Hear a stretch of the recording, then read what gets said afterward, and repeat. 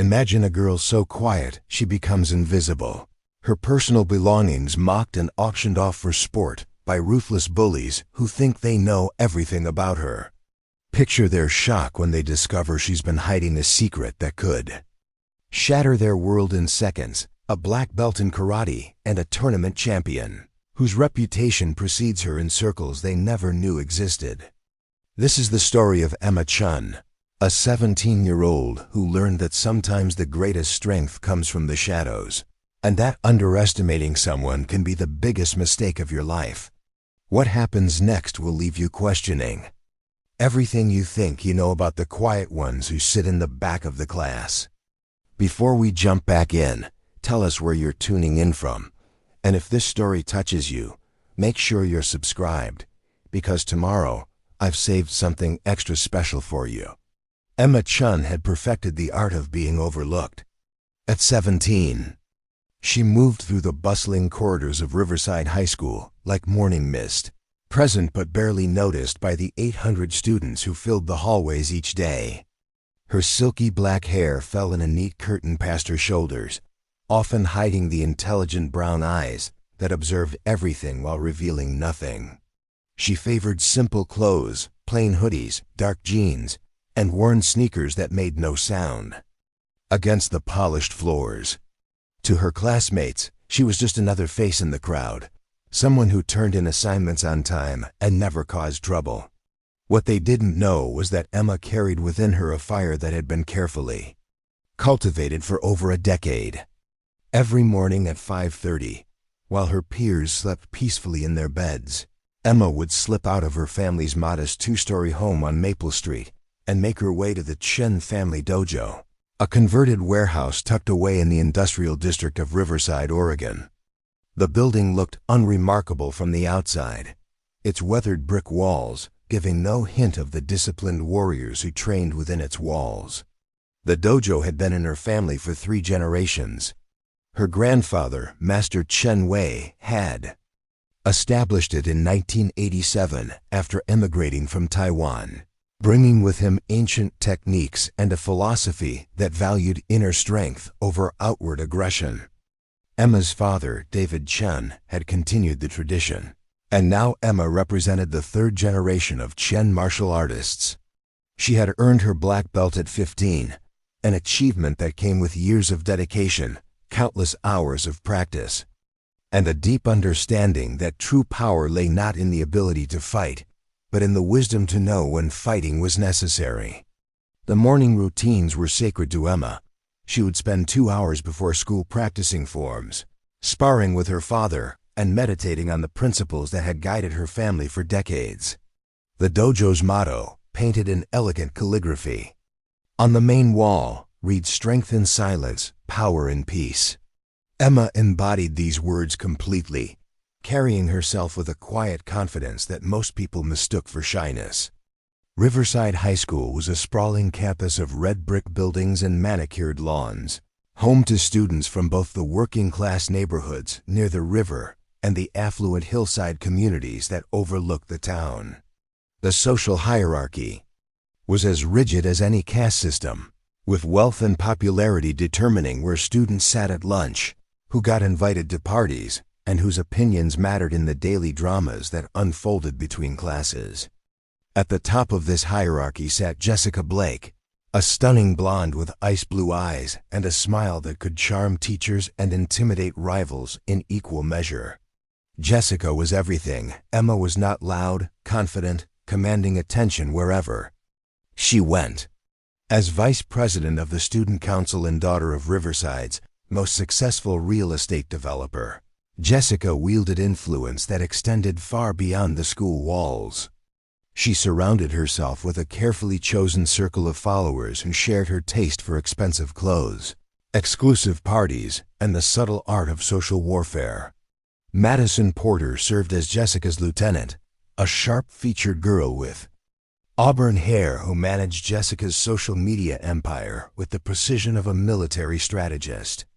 Madison had an uncanny ability to craft posts that appeared supportive while containing hidden barbs, and she could destroy a reputation with a single well-placed comment or perfectly timed photograph. Chloe Adams was the group's enforcer, a tall girl with platinum blonde hair and an athlete's build who intimidated through physical presence rather than clever words. She played varsity basketball and used her status as a star player to shield the group from consequences when their behavior crossed lines. Amber Wilson completed the inner circle, a petite girl with dark hair who specialized in gathering information and spreading rumors. She had cultivated friendships across every social group in school, making her an invaluable source of gossip and intelligence that Jessica used to maintain her dominance.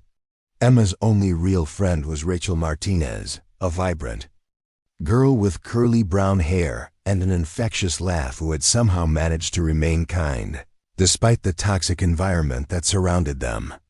Rachel was involved in the drama club and possessed the rare ability to see past Emma's quiet exterior to the intelligent, thoughtful person beneath. She was one of the few people who knew about Emma's martial arts background, though even Rachel didn't fully understand the extent of Emma's abilities. The two girls had met in freshman biology class, paired together for a dissection project that had left Rachel squeamish and Emma calmly efficient. Their friendship had grown slowly, built on shared books, quiet conversations, and Rachel's persistent efforts to draw Emma out of her shell.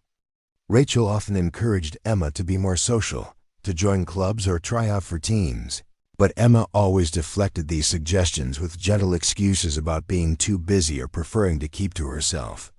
The school's library had become Emma's sanctuary, a place where she could disappear into books and avoid the social minefields that characterized teenage life. The librarian, Mr. David Kim, was a quiet man in his 40s who had served in the military before becoming an educator. He had developed a soft spot for Emma, recognizing in her the same disciplined focus he had once possessed as a soldier. Mr. Kim would often recommend books to Emma, slipping them onto her desk with handwritten notes that offered gentle encouragement or thought-provoking questions. Emma's days followed a predictable pattern. She would arrive at school early, spend time in the library before classes began, move efficiently through her academic schedule, eat lunch alone while reading, and leave promptly when the final bell rang. She maintained a perfect grade point average, never missed assignments, and had never been called to the principal's office for any reason. To her teachers, she was the ideal student, quiet, hardworking, and invisible. The trouble began in early March when Riverside High announced its annual charity fashion show and auction, a fundraising event that had become one of the school's most anticipated social gatherings. The event combined a student fashion show with an auction of donated clothes and accessories, with proceeds going to local charities. Students were encouraged to donate items they no longer needed, and the fashion show component allowed the more popular students to model the donated pieces before they were auctioned off. Jessica Blake had been chosen to coordinate the event, a role that came with significant prestige and the opportunity to showcase her organizational skills to college admissions officers. She threw herself into the planning with characteristic intensity, organizing committees, scheduling rehearsals, and ensuring that every detail would reflect positively on her leadership abilities. The fashion show was scheduled for the first Friday in April, with the auction taking place during the extended lunch period so that the entire student body could participate. The drama theater would be transformed into a runway with professional lighting and sound equipment borrowed from the town's community theater. Local news outlets had been invited to cover the event, adding an extra layer of importance to the proceedings. Emma had initially planned to ignore the entire affair, as she did with most school social events.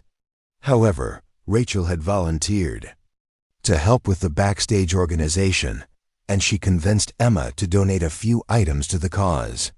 Emma reluctantly agreed, gathering some clothes she had outgrown and a few accessories she never used. Among the items she donated was an old duffel bag that contained some of her older martial arts uniforms, pieces she had kept for sentimental reasons but no longer needed. The donation process was simple enough. Students could drop off items in collection boxes placed throughout the school, or they could bring them directly to the student council office where Jessica's team would sort and catalog everything.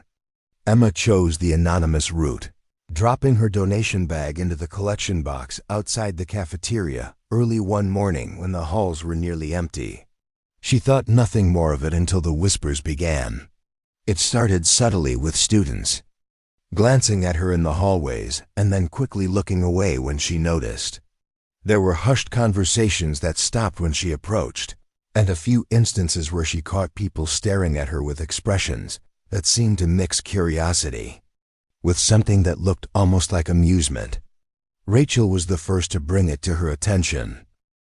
Preparing and narrating this story took us a lot of time, so if you are enjoying it, subscribe to our channel. It means a lot to us. Now back to the story. They were sitting in their usual spot in the library during lunch when Rachel leaned across the table and lowered her voice to a whisper. "Emma, have you heard anything about the fashion show donations?" Rachel asked, her expression troubled. "Some of the drama club kids are saying there's been some kind of mix-up or something." Emma looked up from her book, a biography of Marie Curie she had been reading for her history class. "What kind of mix-up?" "I'm not sure exactly," Rachel said, glancing around to make sure they weren't being overheard. "But Madison Porter was in the theater yesterday, and she was showing something to some of the other kids. When I asked what it was, she just laughed and said I'd find out soon enough." A small chill ran down Emma's spine, though she couldn't identify why. She had learned to trust her instincts, a skill that had served her well in martial arts competitions, where reading an opponent's intentions could mean the difference between victory and defeat.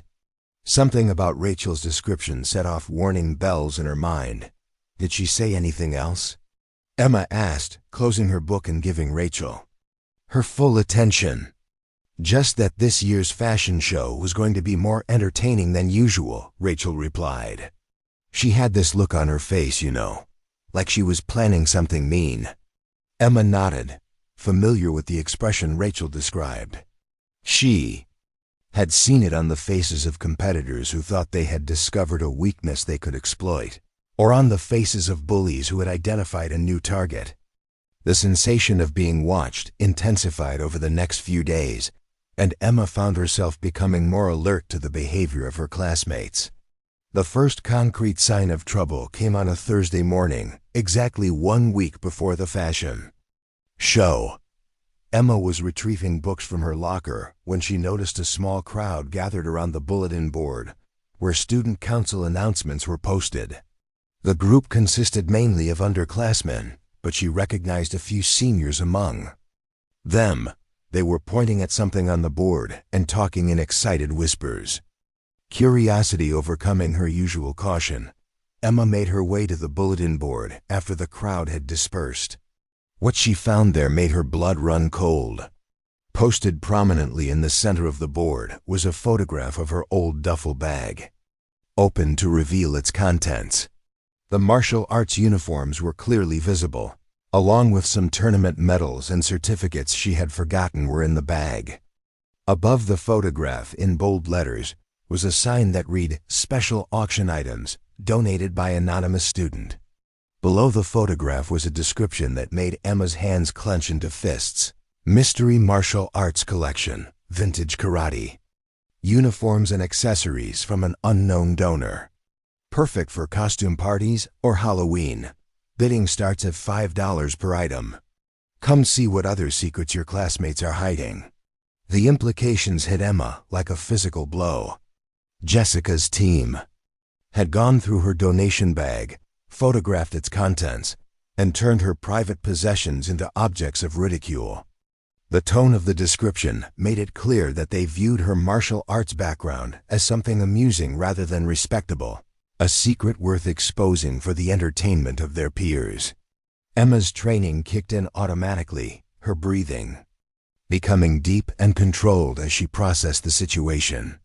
Her first instinct was anger, a hot rage that threatened to overwhelm her careful self-control. Her second instinct was to confront Jessica directly, to demand that her belongings be returned and the poster be removed. But her grandfather's teachings echoed in her mind. The wise warrior chooses her battles carefully. Not every provocation deserves a response. She photographed the bulletin board with her phone, then walked calmly to her first period class, her mind racing with possibilities. The poster was clearly designed to humiliate her, but it also revealed something important about her adversaries. They had underestimated her, viewing her martial arts background as a joke rather than a genuine skill. This miscalculation might prove to be their downfall. The day passed in a blur of whispered conversations and sidelong glances. Emma could feel the weight of attention pressing down on her, an unfamiliar sensation that made her appreciate her. Former invisibility. Students who had never spoken to her before now seemed to be studying her with new interest, as if they were seeing her for the first time. During lunch, she retreated to the library where Mr. Kim was shelving returned books. He looked up as she approached, his expression concerned. "Rough day?" he asked quietly, his tone gentle but knowing. Emma nodded, not trusting herself to speak without revealing the anger that still simmered beneath her controlled exterior. Mr. Kim set down the books he was holding and walked over to his desk, returning with a small piece of paper. "I saw the bulletin board," he said, handing her the note. "Thought you might need this." Emma unfolded the paper to find a handwritten message. True strength is not measured by what others see, but by what you choose to do when no one is watching. You are stronger than you know. A friend. She looked up at Mr. Kim, who had returned to his shelving with a slight smile on his face. The note reminded her of the encouraging messages she sometimes found in her locker, small gestures of support that had helped her through difficult days. She had never been certain who was leaving them, but now she had her answer. "Thank you," she said quietly, tucking the note into her pocket. Mr. Kim nodded without looking up from his work. "Sometimes the best victories are the ones nobody sees coming," he said softly. "Patience is a virtue, but so is knowing when to act." His words stayed with Emma as she made her way through the rest of the day. She could feel the situation building towards something significant, like the moment before a storm when the air becomes charged with electricity. Her instincts told her that Jessica's group was planning something bigger than just the bulletin board poster, something that would happen at the fashion show itself. That evening, Emma sat in her room with her laptop, researching everything she could find about the charity fashion show. She discovered that the event would be live-streamed on the school's website, meaning that whatever happened would be broadcast to parents, alumni, and the broader community. The stakes were higher than she had initially realized. She also learned that Tyler Brooks, a quiet junior who worked with the school's technology club, would be managing the livestream. Emma remembered Tyler as a thin boy with unruly brown hair who kept to himself, much like she did. She had heard rumors that Jessica's group had targeted him earlier in the year, making fun of his second-hand clothes and his part-time job at a local electronics store. If the rumors were true, Tyler might be sympathetic to her situation. Emma made a decision that would have surprised anyone who knew her. Instead of retreating further into the shadows, she would step into the light and face whatever Jessica's group had planned. But she would do it on her own terms, with her own strategy, and with the full knowledge of who she really was beneath the quiet exterior she had cultivated for so long. The next morning, Emma arrived at school early and made her way to the computer lab where Tyler was known to work before classes began. She found him hunched over a laptop, troubleshooting some code that appeared to be related to the livestream setup. He looked up as she approached, his expression surprised but not unwelcoming. "Hi," Emma said simply, settling into the chair next to him. "I'm Emma Chen. I think we need to talk." Tyler Brooks looked up from his laptop screen, his green eyes widening slightly as Emma Chen settled into the chair beside him. In 3 years of high school, she had never spoken directly to him, though he had noticed her quiet presence in the computer lab on several occasions. He had always respected her preference for solitude, recognizing in her the same desire to avoid unwanted attention that had shaped his own high school experience. "Emma," he said, his voice carrying a note of surprise mixed with curiosity. "What's going on?" Emma studied his face for a moment, noting the wariness that flickered across his features. She had heard the stories about what Jessica's group had done to him earlier in the year, how they had created a fake social media account in his name and used it to post embarrassing content that had taken weeks to get removed. The experience had left him even more withdrawn than before, and Emma knew that approaching him was a risk. He might be sympathetic to her situation, or he might be too afraid of becoming a target again to offer any help. "I need to ask you something," Emma said, keeping her voice low and steady. "And I need you to know that whatever you decide, won't hold it against you." Tyler saved his work and closed the laptop, giving her his full attention. There was something in her tone that suggested this was more serious than a casual conversation, and his experience with being targeted by bullies had taught him to recognize when someone was in genuine trouble. "The live stream for the fashion show," Emma continued. "How does it work exactly? Who has control over what gets broadcast?" Tyler's expression grew more cautious. "Why do you want to know?" Emma pulled out her phone and showed him the photograph she had taken of the bulletin board the previous day. Tyler's face darkened as he read the description of her donated items, his jaw tightening with anger that she recognized all too well. "They're planning something for the auction," Emma said quietly. "Something they think will humiliate me. I need to understand how the technology works so I can be prepared." Tyler stared at the phone screen for a long moment, his fingers drumming silently against the desk. Emma could see him weighing his options, calculating the risks of getting involved versus the possibility of helping someone who was facing the same kind of cruelty he had endured. "The live stream runs through the school's main server," he said finally. "I control the cameras and the audio from a booth at the back of the theater. Everything goes live automatically unless I manually cut the feed, which I'm only supposed to do in case of technical problems or emergencies." "What about recording?" Emma asked. "Does everything get saved?" "Automatically," Tyler confirmed. "The system creates a backup file that gets stored on the school's network. It's supposed to be for archival purposes, but—" He paused, meeting her eyes directly, but someone with the right access could retrieve that file later if they needed to. Emma nodded, understanding the implication. If something happened during the livestream that Jessica's group later wanted to suppress, having access to the recording could be valuable leverage. "There's something else you should know," Tyler continued, his voice dropping even lower. "Madison Porter came to see me yesterday. She asked about adding some special graphics to the auction segment, said she wanted to make it more entertaining. When I asked for details, she just smiled and said it would be a surprise." A chill ran down Emma's spine. Madison's involvement confirmed her suspicion that Jessica's group was planning something beyond simply auctioning off her belongings. They were preparing some kind of public spectacle designed to maximize her embarrassment. "Will you help me?" Emma asked directly, knowing that Tyler's answer would determine how she approached the situation. Tyler was quiet for a long moment, his eyes focused on the floor as he considered her request.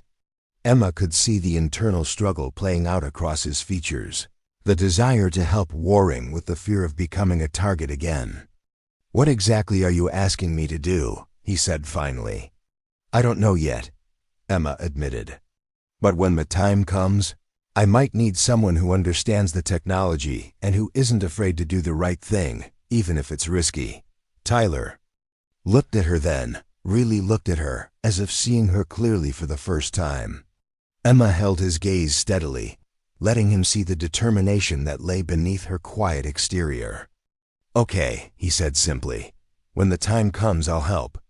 Emma felt a wave of relief wash over her, followed immediately by a sense of responsibility. Tyler was taking a significant risk by agreeing to help her, and she knew that whatever plan she developed would need to protect him as well as herself. "Thank you," she said, meaning it more than she could express. "I won't forget this." Tyler nodded and reopened his laptop, but before Emma could leave, he spoke again. "Emma, for what it's worth, I think what they're doing is awful. You don't deserve any of this." "Neither did you," Emma replied, and she saw him glance up at her with something that looked like gratitude. The rest of the week passed in a strange sort of suspended tension. Emma continued her normal routine, but she could feel the anticipation building around her like pressure before a storm. Students who had never paid attention to her before now watched her with unconcealed curiosity, waiting to see how she would react to the bulletin board posting and what would happen at the fashion show. Jessica's group, meanwhile, seemed to be enjoying themselves immensely. Emma would catch them whispering together in the hallways, their expressions bright with malicious excitement. Madison spent extra time on her phone, presumably coordinating whatever surprise they had planned, while Chloe and Amber made pointed comments whenever Emma was within earshot. "I wonder what other secrets people are hiding," Amber said loudly during chemistry class, her voice carrying clearly across the lab. "You never really know someone until you go through their stuff. Some people just don't want to admit who they really are," Madison added with a meaningful glance in Emma's direction. "But the truth always comes out eventually." Emma ignored their provocations, focusing instead on her preparations. She spent extra time at the dojo that week, working through advanced forms and sparring with her father until her movements flowed like water and her mind was completely calm. Her grandfather, Master Chin Wei, watched these sessions with knowing eyes. "Trouble at school?" he asked one evening as Emma finished her cool-down stretches. Emma hesitated, then nodded. Master Chun had always been able to read her moods with uncanny accuracy, and there was no point in trying to hide her concerns from him. "Some students found out about my training," she said simply. "They think it's amusing." Master Chun's weathered face remained impassive, but Emma saw a flash of something dangerous in his dark eyes. "And what do you think?" "I think they don't understand what they're dealing with," Emma replied, her voice steady despite the anger that still simmered beneath the surface. Her grandfather smiled then, an expression that was both proud and slightly predatory. "Good. Understanding is the first step to victory. But remember, granddaughter, the greatest victories are often won without fighting." Emma bowed respectfully, understanding the deeper meaning behind his words. The martial arts had taught her many things over the years, but perhaps the most important lesson was that true strength came from knowing when to use your power and when to hold it in reserve. On Thursday afternoon, the day before the fashion show, Rachel found Emma in the library and pulled her into one of the study alcoves where they could speak privately. "I heard something," Rachel said without preamble, her face flushed with anger and concern. One of the drama club kids overheard Jessica talking to Madison about tomorrow. "They're planning to do something with your stuff during the auction." Emma had been expecting this, but hearing it confirmed still sent a spike of adrenaline through her system. "What kind of something?" "They want to make a big show of it," Rachel explained, her voice tight with indignation. "Jessica's going to personally present your items and talk about how everyone has secret hobbies and hidden sides." Madison created some kind of slideshow presentation to go with it. "A slideshow of what?" Emma asked, though she suspected she already knew the answer. "Pictures of your stuff, close-ups of the uniforms and medals. She's calling it Uncovering Hidden Talents or something like that. They think it's going to be hilarious." Emma felt the familiar calm descend over her, the same mental state she entered before a tournament match. The situation was becoming clearer, and with clarity came the ability to plan and respond strategically. "There's more," Rachel continued reluctantly. "They're planning to auction off each piece separately and make commentary about what kind of person would need martial arts gear. Jessica keeps talking about how some people try to pretend that they're tougher than they really are. The irony was almost amusing. Jessica's group was so focused on their perceived cleverness that they had completely missed the significance of what they had found. They saw Emma's martial arts background as evidence of pretension rather than genuine skill, a misunderstanding that would prove costly. "What are you going to do?" Rachel asked, her voice filled with concern for her friend. Emma looked at Rachel, then really looked at her, taking in the loyalty and worry written across her features. Rachel had been her one true friend throughout high school, the person who had seen past her quiet exterior to the person beneath. She deserved to know the truth. "Rachel," Emma said slowly, "there are some things about me that you don't know. Things I haven't told you because I didn't want to draw attention to myself." Rachel leaned forward, her expression intense. "What kind of things?" "I'm not just someone who took a few karate classes," Emma said quietly. "I'm a third-degree black belt. I've been training since I was 5 years old. Won compete in regional tournaments, and I've won more medals than Jessica could count." Rachel's eyes widened as the implications sank in. "Emma, that's incredible. Why didn't you ever tell me?" "Because I wanted to be normal," Emma replied simply. "I wanted to be just another student, not the girl who could probably beat up half the football team. I wanted friends who liked me for who I am, not because they were afraid of me or because they thought I was some kind of curiosity." Rachel was quiet for a moment, processing this revelation. Then she smiled, an expression that was part admiration and part mischief. "So when Jessica tries to humiliate you tomorrow," Rachel began, "she's going to discover that she's made a very serious mistake," Emma finished. "But Rachel, I need you to promise me something. Whatever happens tomorrow, don't get involved. I don't want you to get caught in the crossfire." Rachel started to protest, but Emma held up a hand. "I mean it.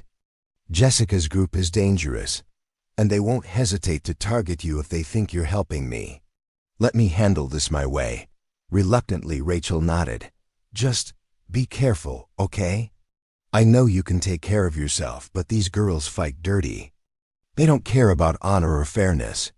"I know," Emma said, "but that's exactly why they're going to lose." That evening, Emma sat in her room with her laptop, researching everything she could find about Jessica Blake and her inner circle. She discovered that Jessica's father was indeed one of Riverside's most successful real estate developers, but she also found records of several lawsuits alleging fraudulent business practices. Madison Porter's family owned a chain of boutique clothing stores, but recent financial reports suggested they were struggling with debt. Chloe Adams was facing academic probation due to failing grades, and Amber Wilson had been caught cheating on standardized tests the previous year.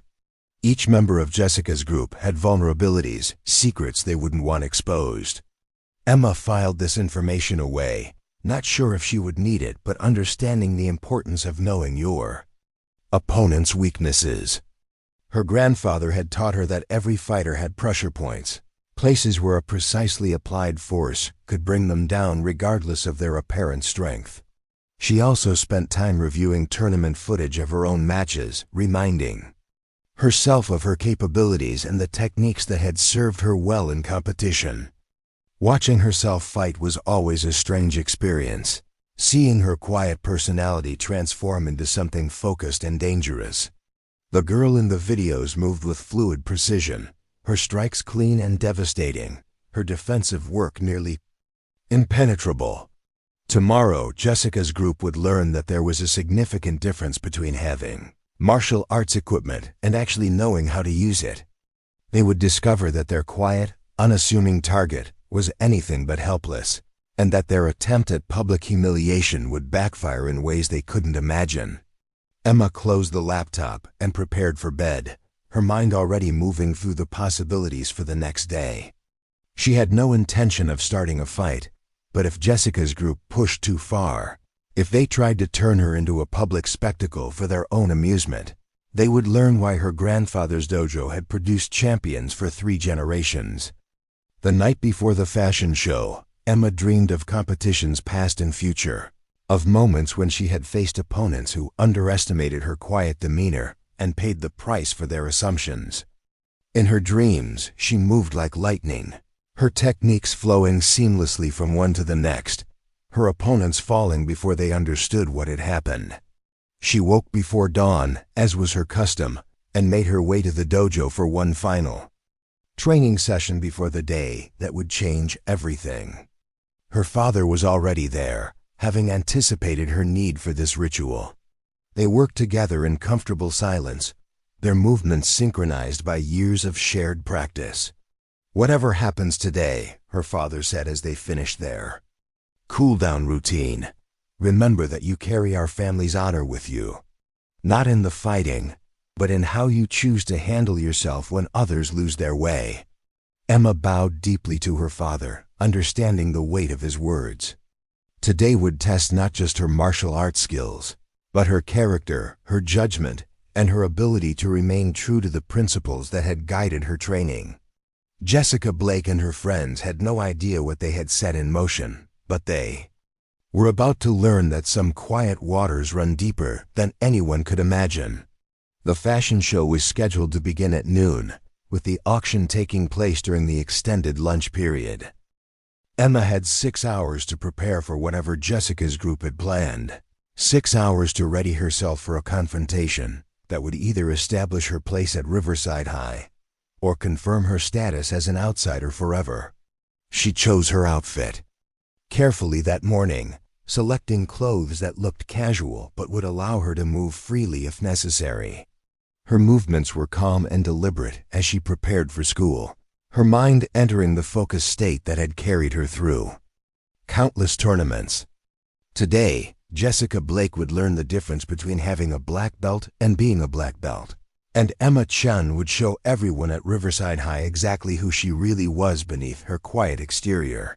Friday morning arrived with an unseasonable chill in the air, as if the weather itself sensed the tension that hung over Riverside High School.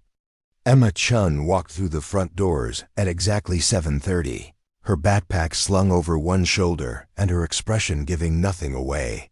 The hallways buzzed with an energy that was different from the usual Friday morning lethargy. Students clustered in small groups, their voices animated as they discussed the upcoming fashion show and the rumors that had been circulating all week. Emma made her way to her locker, acutely aware of the attention she was drawing. Conversations paused as she passed, and she could feel eyes following her movement down the corridor. The bulletin board posting had done its work, transforming her from invisible to infamous in the span of a few days. She had become the subject of speculation and gossip, her private life suddenly a matter of public interest. At her locker, Emma found another note tucked between the metal slats. The handwriting was familiar now, and she recognized Mr. Kim's careful script before she even unfolded the paper. The message was brief but pointed. "The bamboo that bends in the storm survives. While the mighty oak breaks, flexibility is strength. Today you will need both." Emma folded the note carefully and placed it in her pocket next to the star-shaped charm she had carried since her conversation with Tyler. These small gestures of support had become anchors in the storm of attention that surrounded her, reminders that not everyone at Riverside High was eager to see her humiliated. The morning classes passed in a blur of half-heard lectures and sideways glances. Emma's teachers seemed to sense the undercurrent of tension, their usual routines disrupted by the anticipatory energy that filled the classroom. In a P history, Mrs. Patterson attempted to discuss the causes of World War I, but the students were clearly distracted, their attention focused on the drama that would unfold during lunch. During second period English, Emma noticed Madison Porter typing frantically on her phone, her fingers flying across the screen with practiced efficiency. Madison would occasionally glance up at Emma with a smile that was equal parts triumphant and cruel, clearly relishing the anticipation of the events to come. Emma maintained her composure, but internally she was cataloging every detail, every gesture that might give her insight into what Jessica's group had planned. The bell for third period had just rung when Emma encountered Jessica Blake directly for the first time since the bulletin board incident. They met in the hallway outside the chemistry lab, a collision that seemed accidental but felt entirely deliberate. Jessica was surrounded by her usual entourage, all of them dressed in coordinated outfits that looked like they had been planned for maximum visual impact. "Emma," Jessica said, her voice carrying the false sweetness that Emma had learned to recognize as a warning sign. "I'm so excited for the fashion show today. I think everyone's going to learn some very interesting things about their classmates." Emma stopped walking and turned to face Jessica directly, her expression neutral, but her posture radiating a quiet confidence that hadn't been there before. "I'm sure they will," she replied simply. Jessica's smile faltered slightly at Emma's calm response. She had clearly been expecting nervousness, embarrassment, or anger, but Emma's composed demeanor seemed to throw her off balance. "I hope you're planning to attend," Jessica continued, her voice carrying a note of challenge. "It would be such a shame if you missed the auction, especially since you contributed such interesting items." "I'll be there," Emma said, her voice steady and clear. "I wouldn't miss it for the world." There was something in Emma's tone that made Jessica take a step back, an undertone of certainty that suggested she knew something that Jessica didn't. For a moment, the role seemed reversed, with Jessica looking uncertain while Emma remained perfectly calm. Madison Porter stepped forward, her expression sharp with suspicion. "You seem awfully confident for someone who's about to be the center of attention," she observed. Emma turned her gaze to Madison, studying her with an intensity that made the other girl shift uncomfortably. "I've been the center of attention before," Emma said quietly. "Just not the kind you're thinking of." Before Jessica's group could respond, Emma walked away, leaving them standing in the hallway with expressions of confusion and growing unease. She had planted a seed of doubt in their minds, a suggestion that their carefully laid plans might not unfold exactly as they had anticipated. The rest of the morning passed with agonizing slowness. Emma attended her classes, took notes, and participated in discussions, but her mind was elsewhere, running through scenarios and possibilities. She had decided on her approach, a strategy that would allow Jessica's group to spring their trap, while ensuring that they would be the ones caught in it. At 11:30, Emma made her way to the drama theater, where the fashion show preparations were in full swing. The space had been transformed into something resembling a professional runway, with lights, cameras, and a raised platform that ran down the center of the room.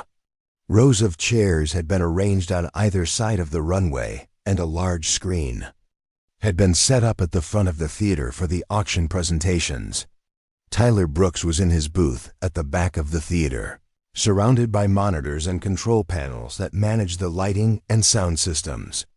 He caught Emma's eye as she entered and gave her a subtle nod, indicating that he was ready for whatever she might need. Emma felt a surge of gratitude toward the quiet boy who had agreed to help her despite the risks to himself. The theater was filling up rapidly as students finished their morning classes and prepared for the extended lunch period. Emma found a seat in the middle section, close enough to the runway to see everything clearly, but far enough back to avoid being conspicuous. Rachel appeared beside her a few minutes later, her face tight with worry. "Are you sure about this?" Rachel whispered, settling into the seat next to Emma's. "You could still leave. We could go get lunch off campus or something." Emma shook her head, her expression determined. "I need to see this through. Besides, I think Jessica's group might learn something interesting about themselves today."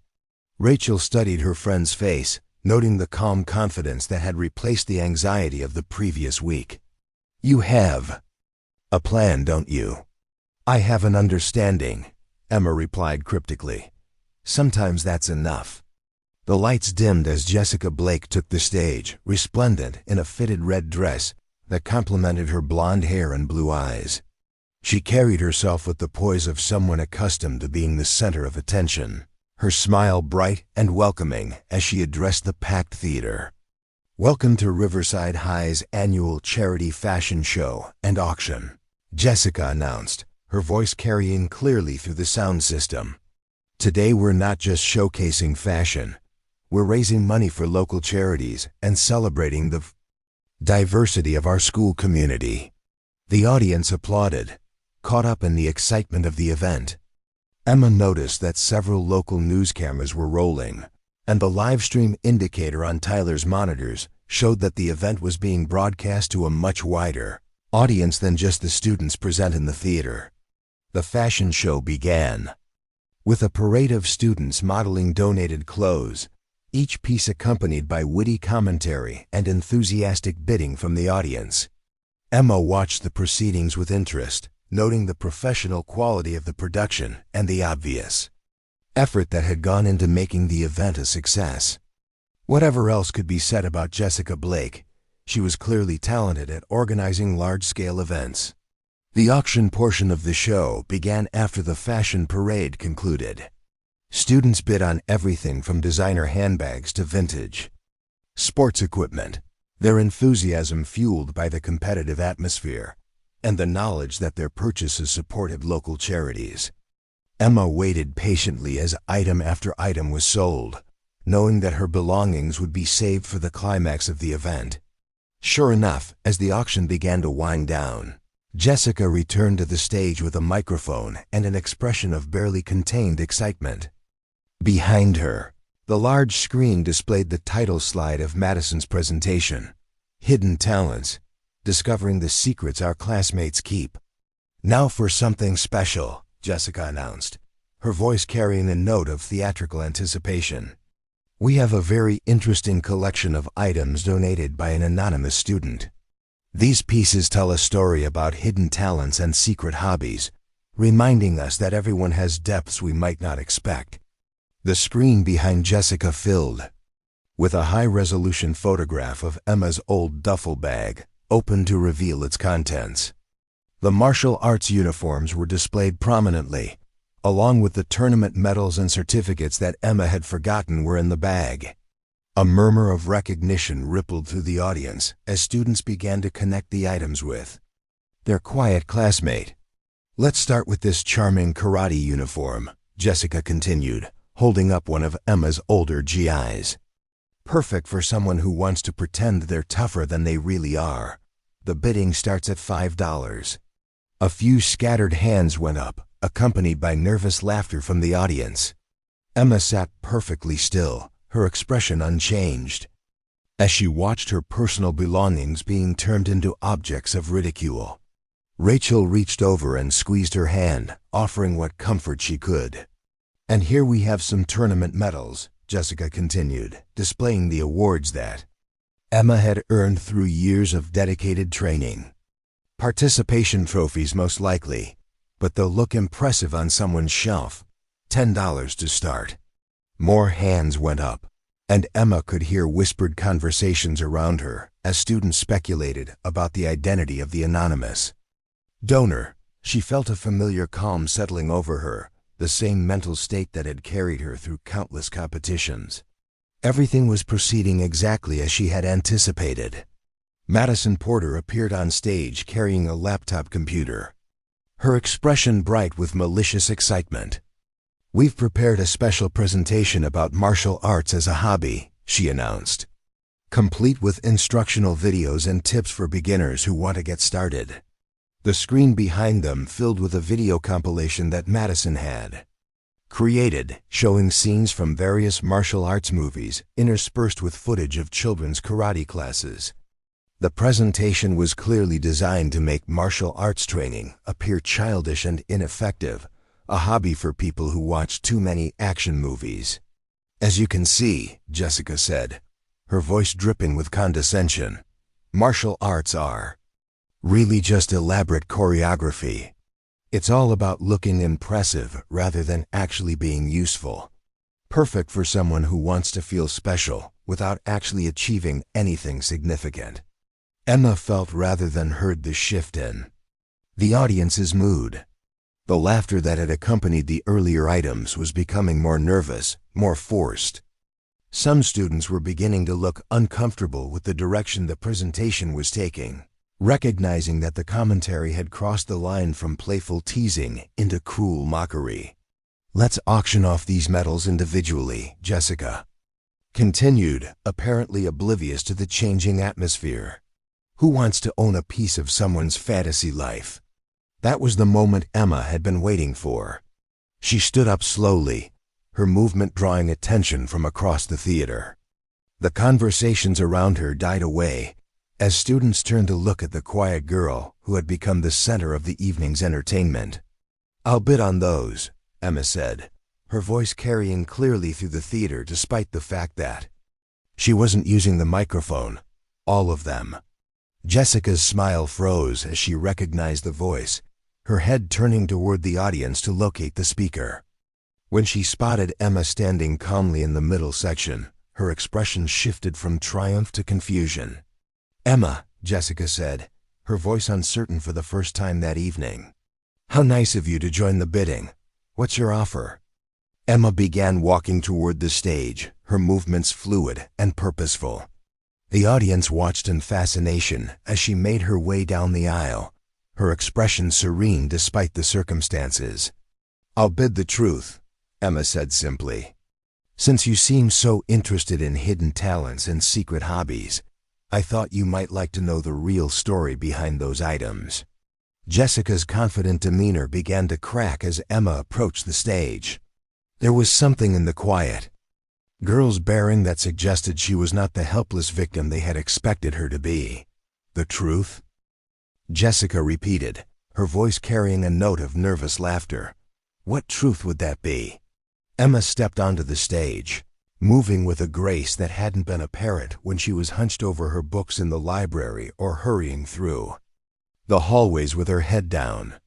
Standing under the bright lights, she seemed to transform, her quiet presence becoming something more commanding.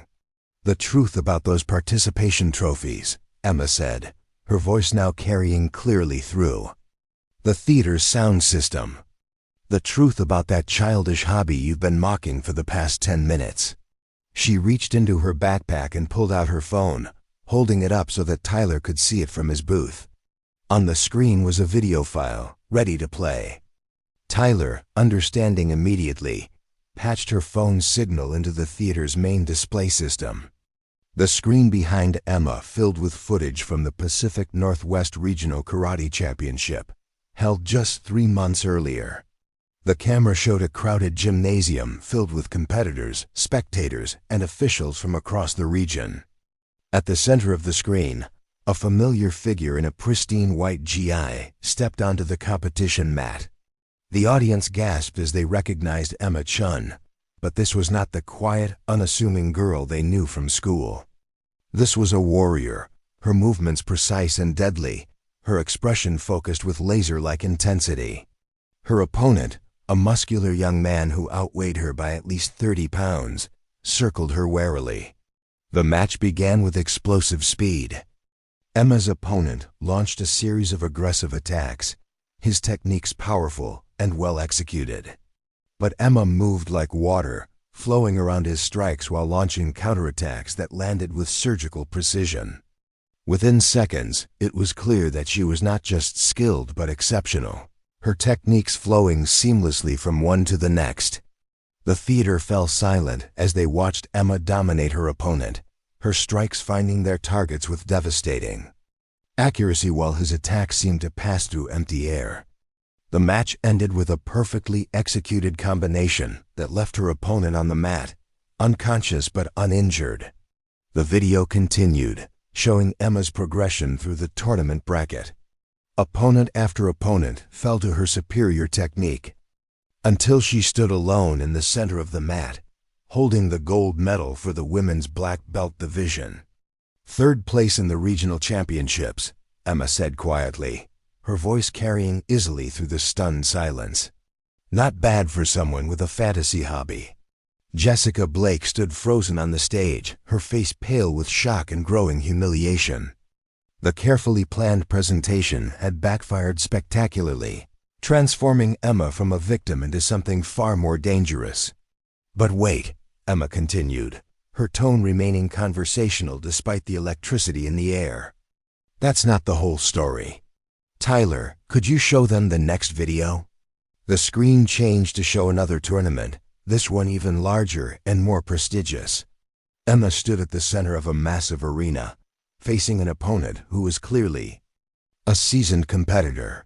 The match was brutal and intense, with both fighters pushing themselves to their absolute limits. Emma's victory was even more impressive than the first, her technique so flawless that the judges awarded her a perfect score. The crowd in the video erupted in cheers as she was presented with another gold medal, this one for the state championship. "State champion," Emma said simply. "And before you ask, no, these weren't participation trophies. I earned every single one of them." The silence in the theater was deafening. Students sat in stunned amazement, trying to reconcile the quiet girl they thought they knew with the fierce competitor they were watching on screen. Emma had not just revealed her secret, she had weaponized it, turning Jessica's attempt at humiliation into a demonstration of her own remarkable abilities. Madison Porter found her voice first, her words coming out in a nervous rush. "This is just a video.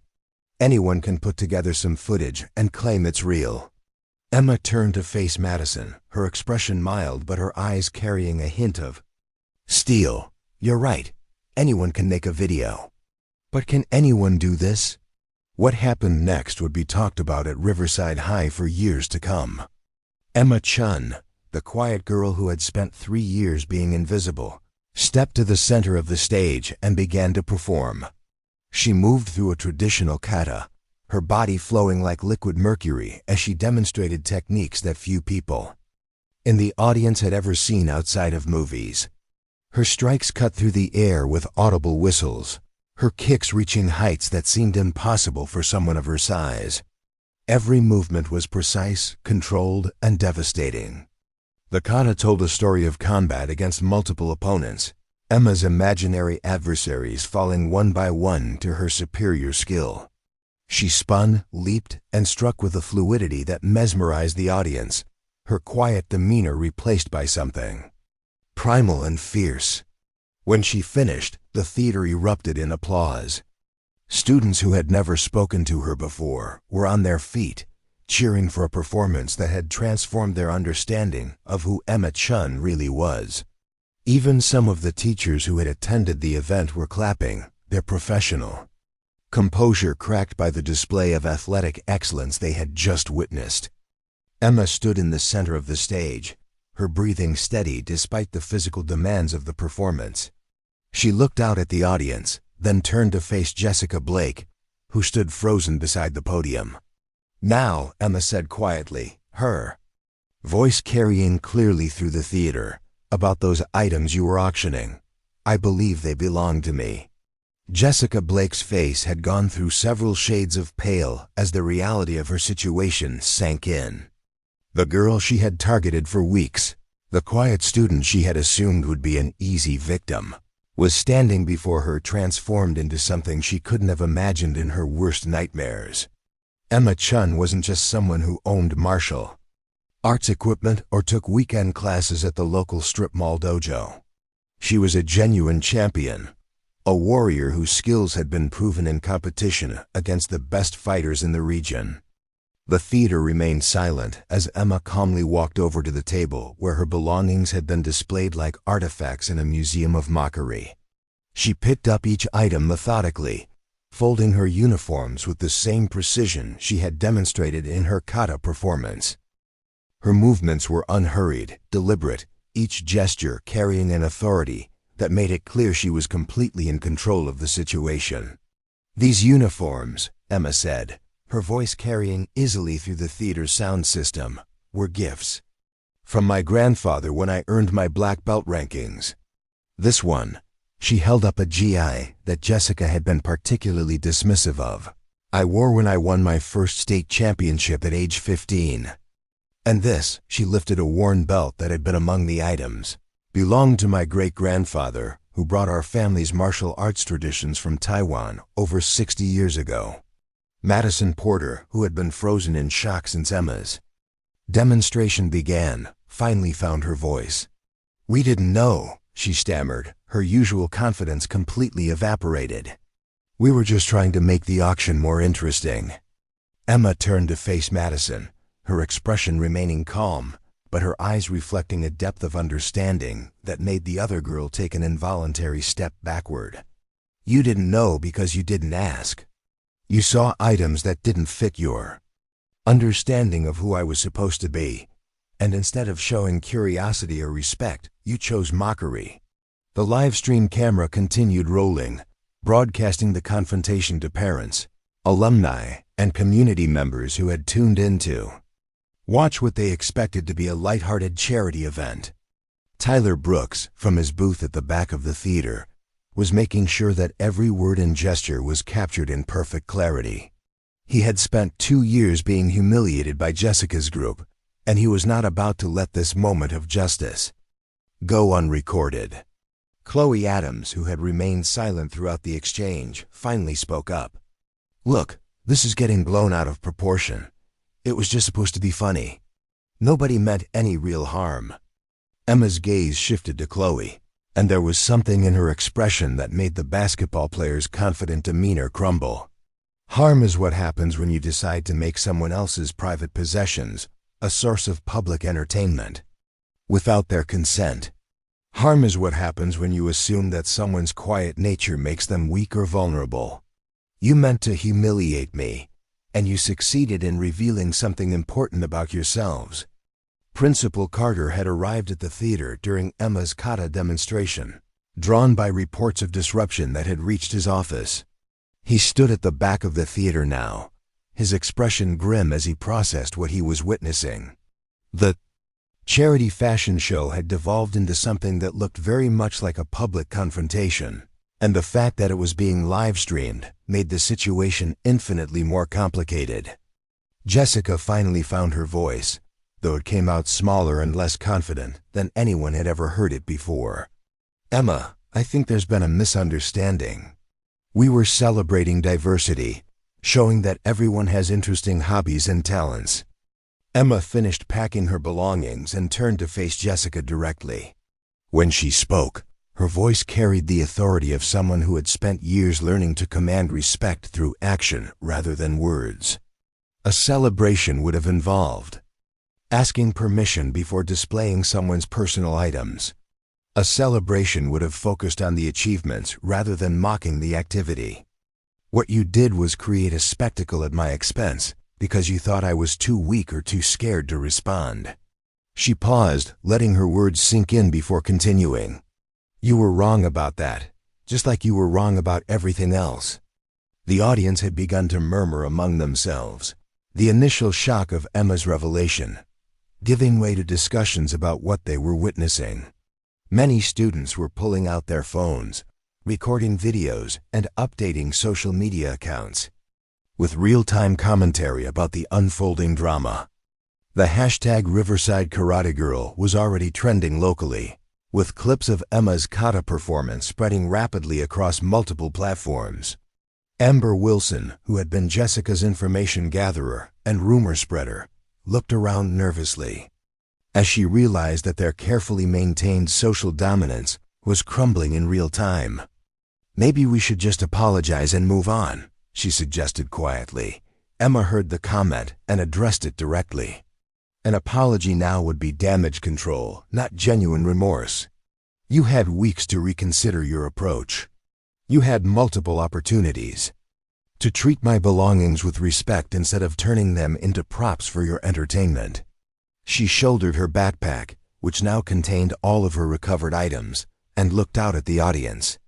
Many of the students were watching her with expressions of newfound respect, while others seemed to be seeing her clearly for the first time. Emma had achieved something she hadn't sought, but had inadvertently earned through her response to Jessica's attack. She had become visible on her own terms. Rachel Martinez, who had been watching the proceedings with a mixture of pride and amazement, began to clap. The sound started as a slow, steady rhythm, that gradually built as other students joined in. Within moments, the entire theater was applauding. The sound rolling over Jessica's group like a wave of judgment. Mr. Kim appeared at Emma's side, having made his way down from his seat in the faculty section. "Outstanding performance," he said quietly, his voice carrying approval and something that might have been pride. "Your grandfather would be impressed." Emma smiled at the librarian, who had been her quiet supporter throughout the ordeal. "Thank you for the notes," she said simply. "They helped more than you know." Principal Carter stepped forward then, his expression serious as he addressed the situation that had spiraled far beyond anything the school administration had anticipated. "I think it's time to end today's event," he announced. "Everyone should return to their regular lunch schedules." But Emma wasn't finished. She had one more card to play, one final demonstration that would ensure Jessica's group understood the full extent of their miscalculation. "Actually," Emma said, her voice carrying clearly through the theater, "I have something else to share. Since we're talking about hidden talents and secret achievements, I thought the community might be interested in some recent news." She pulled out her phone and nodded to Tyler, who immediately patched her device into the display system. The screen filled with an official-looking document that made several audience members gasp in recognition. "This arrived last week," Emma explained. "It's a letter from the United States Olympic Training Center. They're inviting me to participate in their developmental program for karate, which will be included in the next Summer Olympics." The silence that followed this announcement was different from the previous moments of shock. This was the silence of genuine awe, the recognition that they were in the presence of someone whose abilities extended far beyond their small school and local competitions. Jessica Blake's face went completely white as the implications hit her. She hadn't just targeted a quiet student for humiliation. She had picked a fight with someone who was being recruited for the Olympics, someone whose achievements would soon be recognized on a national and international level. Madison Porter sank into a nearby chair, her phone falling from nerveless fingers as she realized that their attempt to make Emma into a laughingstock had instead created a viral sensation that would follow them for years to come. The videos of Emma's kata performance were already being shared by martial arts enthusiasts across the country, many of whom recognized her from previous competitions. Emma looked out at the audience one final time, her expression serene despite the magnitude of what had just occurred. "I never wanted this kind of attention," she said honestly. "I preferred being invisible because it allowed me to focus on my training and my goals without distraction. But since that option has been taken away from me, I thought you should know who you've been sitting next to in class for the past 3 years." She turned to walk off the stage but paused to address Jessica's group directly. "I hope you've learned something today about the danger of making assumptions about people based on limited information. Everyone carries depths that aren't immediately visible, and dismissing someone because they don't fit your expectations can lead to unfortunate consequences." The threat, if it could be called that, was delivered with such calm professionalism that it somehow carried more weight than any shouted confrontation could have managed. Emma Chen had revealed herself to be not just skilled, but dangerous, in ways that Jessica's social manipulation tactics could never match. As Emma walked up the aisle toward the theater exit, students automatically made way for her, their expressions ranging from respect to fascination to barely concealed fear. She had transformed from invisible to legendary in the span of 30 minutes, and everyone present understood that Riverside High School would never be quite the same. Tyler Brooks caught up with her as she reached the lobby. "That was incredible," he said, his voice filled with admiration. "I've never seen anything like it." Emma smiled at the quiet boy who had risked Jessica's wrath to help her. "Thank you for everything you did. I couldn't have managed this without your help." "What happens now?" Tyler asked, glancing back toward the theater where the buzz of excited conversation was still audible. Now I go back to training, Emma replied simply. The Olympics don't care about high school drama, and neither do I, but I suspect Jessica and her friends will be much more careful about who they target in the future. The aftermath of the charity fashion show unfolded over the following days like a perfectly orchestrated campaign. The live stream footage had been automatically saved to the school's servers, but multiple students had also recorded their own versions of Emma's demonstration. These videos spread across social media platforms with viral velocity, attracting attention from martial arts communities, anti-bullying advocates, and news outlets. By Monday morning, Emma Chen had become a minor internet celebrity. The hashtag Riverside Karate Girl had expanded beyond the local community, with martial arts instructors across the country sharing the videos as examples of proper technique and disciplined performance. Several major news networks had reached out to the school requesting interviews, and Emma's phone had been ringing constantly with calls from reporters, talent agents, and sponsorship opportunities. Jessica Blake and her inner circle, meanwhile, faced a very different kind of attention.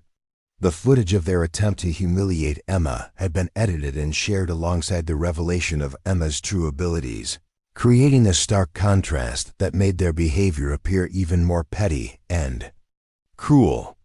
The comment sections of every video were filled with harsh criticism of their actions, and several college admissions officers had begun asking pointed questions about the character of applicants from Riverside High. Principal Carter called Emma into his office on Tuesday morning, not to discipline her, but to discuss how the school should handle the media attention that was continuing to grow. Emma sat across from his desk with the same calm composure she had shown throughout the entire ordeal, her hands folded quietly in her lap. "I want you to know that the school administration fully supports you," Principal Carter said. "What happened at the fashion show was unacceptable, and we're implementing new policies to prevent similar incidents in the future." Emma nodded politely but didn't seem particularly interested in the administrative response. "I appreciate that, Mr. Carter, but I'm more concerned about getting back to my normal routine. The attention is distracting." "About that," Principal Carter continued, "I've been contacted by several media outlets. They're very interested in your story, and I wanted to make sure you had the school's support if you decide to do interviews." "I don't think that will be necessary," Emma replied. "My actions spoke for themselves. I don't need to explain them further." Her response was vintage Emma Chen, direct, practical, and focused on substance rather than spectacle. She had achieved her goal of stopping Jessica's harassment and reclaiming her dignity.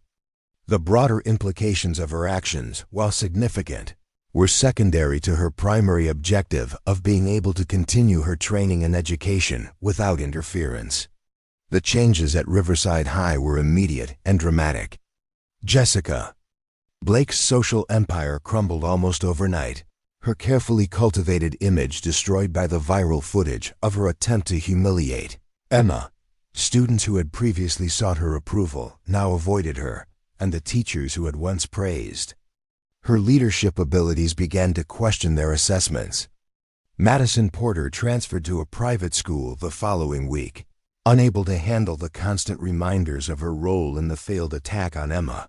The family's boutique clothing stores had received negative reviews from customers who recognized Madison from the viral videos, and her parents decided that a change of environment was necessary. Chloe Adams lost her position as team captain of the basketball team after a formal complaint was filed about her behavior. The athletic department, already under scrutiny for other issues, could not afford to be associated with the kind of bullying that had been documented so thoroughly. Amber Wilson, perhaps the smartest of Jessica's group, publicly apologized to Emma and began volunteering with anti-bullying organizations. Her strategic mind, previously used for gathering gossip and spreading rumors, was redirected toward damage control and reputation rehabilitation. Emma herself adapted to her new visibility with characteristic grace. She continued her morning Training sessions at the family dojo, maintained her perfect grades, and politely declined most of the interview requests and sponsorship opportunities that continued to arrive. The Olympic training invitation remained her primary focus, and she spent her free time preparing for the physical and mental challenges that lay ahead. Rachel Martinez found herself in the unusual position of being best friend to a celebrity, fielding questions from classmates who suddenly wanted to know everything about Emma's background and training. She handled the attention with humor and loyalty, protecting Emma's privacy while sharing appropriate stories about their friendship. Tyler Brooks had become something of a hero himself, his role in documenting and broadcasting Emma's response, earning him respect from students who had previously ignored him. He used his newfound social capital wisely, creating a computer programming club and organizing tech support for school events. Mr. Kim continued his quiet support, leaving encouraging notes in Emma's locker and recommending books about athletes who had overcome adversity to achieve greatness. His military background had given him an appreciation for the kind of discipline and mental toughness that Emma displayed, and he made sure she knew that she had at least one adult ally in the building. The Chen Family Dojo experienced an unexpected surge in enrollment as students and parents from across the region sought to learn from the instructors who had produced such an exceptional martial artist. Master Chen Wei, Emma's grandfather, handled the attention with the same dignity his granddaughter had shown, using the opportunity to teach not just martial arts techniques, but the philosophy and ethics that guided their practice. 3 weeks after the charity fashion show, Emma received a package that made her smile for the first time since the incident. Inside was a new uniform, custom-made by a company that specialized in equipment for Olympic-level competitors. The accompanying note read, "For the young woman who reminded us all that quiet strength is the most powerful force of all. Congratulations on your invitation to the training center. Make us proud. The International Karate Federation." Emma held the uniform up to the light, admiring the craftsmanship and the care that had gone into its creation. This was what mattered to her, recognition from people who understood the dedication and sacrifice required to reach the highest levels of martial arts. The viral fame and social media attention were temporary phenomena, but this acknowledgement from her peers in the martial arts community represented something lasting and meaningful. On the last day of school, Emma cleaned out her locker and prepared to leave Riverside High behind. She would be graduating a semester early to begin her Olympic training, her academic excellence having earned her enough credits to complete her degree requirements ahead of schedule. As she walked through the hallways one final time, Emma reflected on the journey that had brought her from invisible to unforgettable. She hadn't sought attention or fame, but when circumstances forced her into the spotlight, she had handled herself with honor and dignity. The quiet girl who had once hidden in library corners had discovered that true strength came not from avoiding conflict, but from facing it with wisdom and skill. Jessica Blake passed her in the hallway without making eye contact, her once confident stride reduced to a hurried shuffle. Emma felt no satisfaction in her former tormentor's downfall, no joy in the reversal of their positions. She had learned long ago that victory was not about defeating others, but about remaining true to yourself despite the challenges you faced. At the school entrance, Emma paused to look back at the building that had been her second home for 3 years. Tomorrow she would begin training with some of the best martial artists in the world, preparing for competitions that would test every skill her grandfather and father had taught her. The quiet girl from Riverside High was about to become something even more remarkable, an Olympian.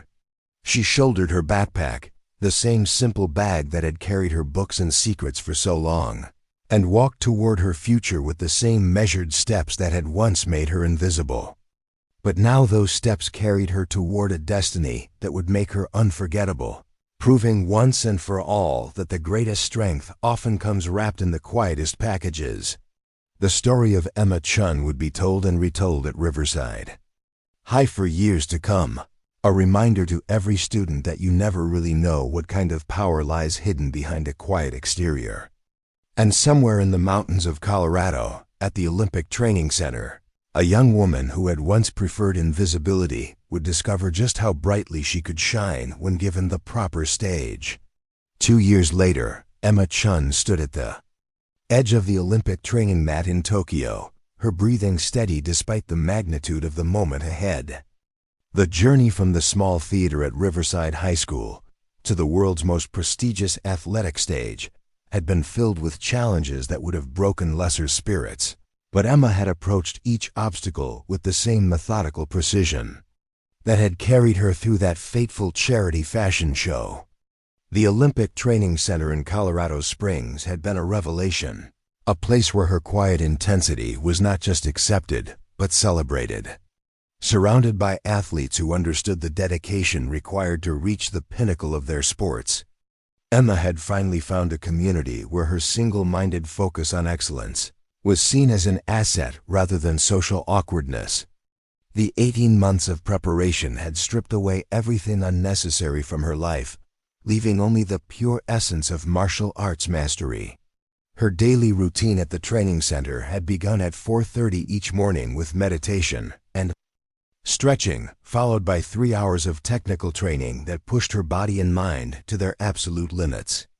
Afternoons were dedicated to strength conditioning, strategy sessions, and mental preparation with sports psychologists who helped elite athletes manage the pressure of international competition. Evenings brought more technical work, video analysis of potential opponents, and the kind of detailed preparation that separated Olympic hopefuls from Olympic champions. Emma's transformation during those months had been subtle but profound.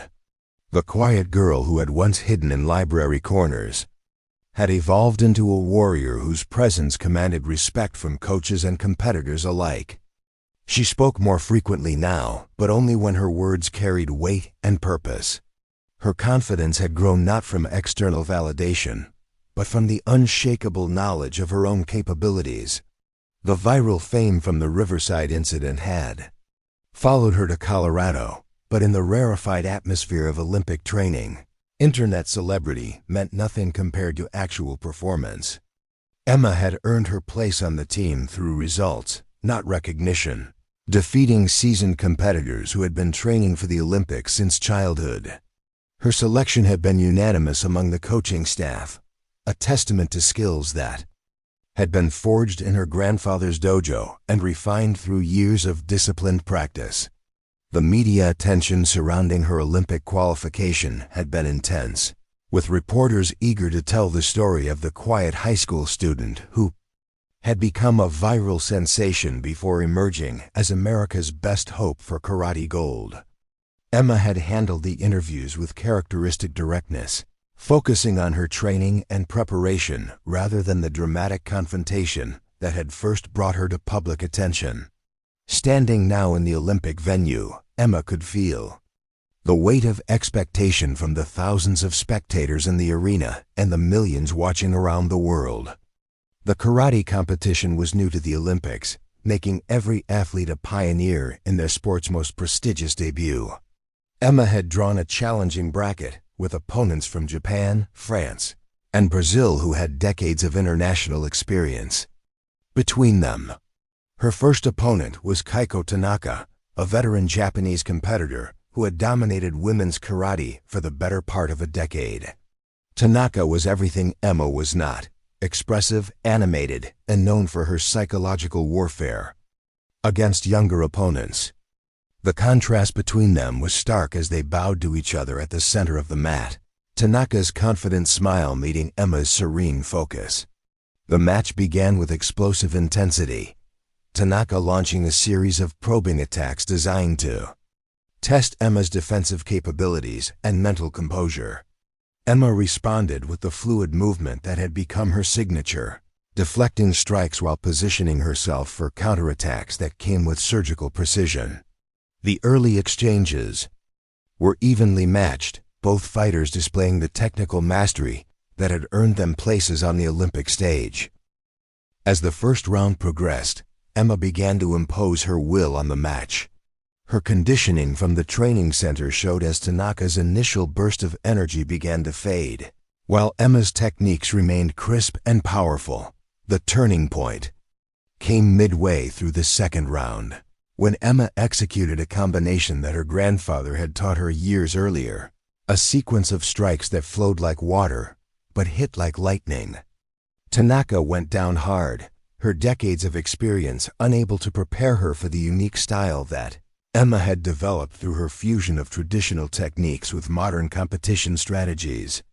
The Japanese fighter rose quickly, her respect for Emma's abilities now evident in her more cautious approach, but the psychological advantage had shifted decisively. Emma finished the match with a technique that brought the crowd to its feet, a spinning kick that seemed to defy physics in its speed and precision. Tanaka blocked the initial strike but couldn't defend against the follow-up combination that left her on the mat for the required count. The upset victory sent shockwaves through the karate community and established Emma as a legitimate contender for Olympic gold. Her semifinal opponent was Marie Dubois, a French fighter known for her aggressive style and mental toughness. Dubois had studied video of Emma's earlier matches and came prepared with a strategy designed to disrupt the American's rhythm and composure.